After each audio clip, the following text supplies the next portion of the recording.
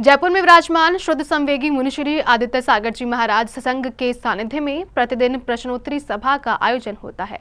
विगत दिन मुनिवर के समक्ष उनके गृहस्थ जीवन के पिता श्री राजेश कुमार जैन एवं माता श्रीमती वीणा जैन जी आए और मुनिवर के समक्ष अपनी शंका रखी। विगत दिनों गुलाबी नगरी जयपुर में श्रुत संवेगी मुनिश्री आदित्य सागर जी महाराज की प्रश्नोत्तरी सभा में उनके गृहस्थ जीवन के पिता श्री राजेश कुमार जैन एवं माता श्रीमती वीणा जी आए और मुनिवर के समक्ष मोक्ष काल को लेकर अपनी शंका रखी, जिसका मुनिश्री ने सहजता से जवाब दिया।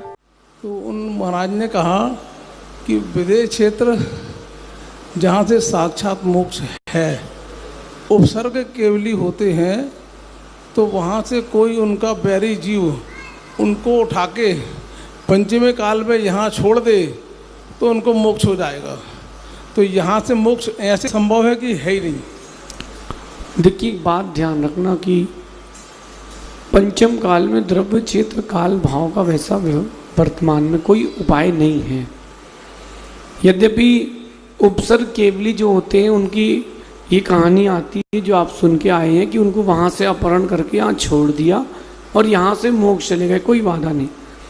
जैसे कुभोग भूमियाँ हैं, वहाँ से कोई मोक्ष जा ही नहीं सकता, लेकिन अगर कोई अपहरण करके वहाँ लेके छोड़ गए तो वहाँ से मोक्ष चले गए, क्योंकि पूरा 2.5 दीप सिद्ध शिला के आकार का है, तो मोक्ष जाने में कोई बाधा नहीं।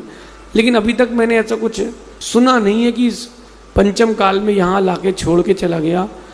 मुझे लगता नहीं कि अब इतना बैर करने वाले बच्चे हैं, वो वहाँ से उठा के यहाँ तक क्यों लाएगा, वहीं कहीं और छोड़ देगा, क्यों परेशान होगा।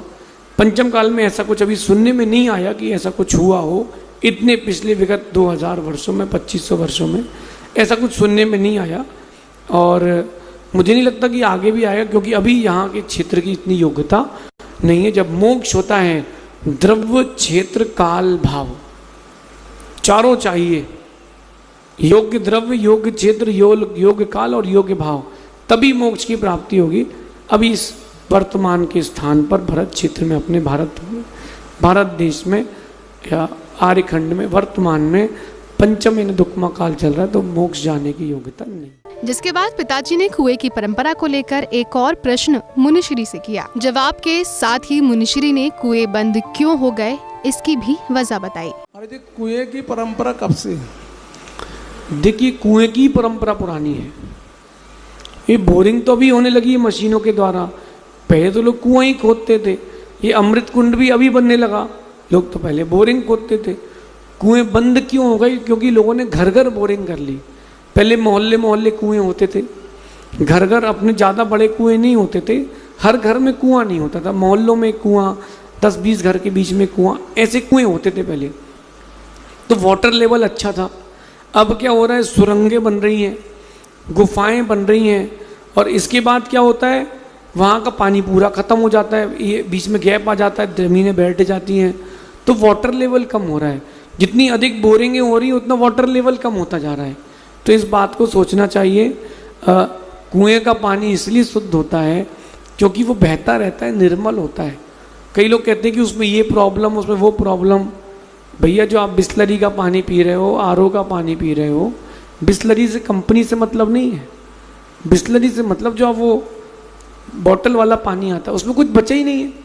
आपकी बॉडी में मिनरल्स देने के लिए उसमें कुछ बचा ही नहीं है, केवल एक मीठेपन का स्वाद के अलावा कुछ भी नहीं बचा, और आप उसका आनंद ले लेते हो। इसलिए थोड़ा विचार करना चाहिए।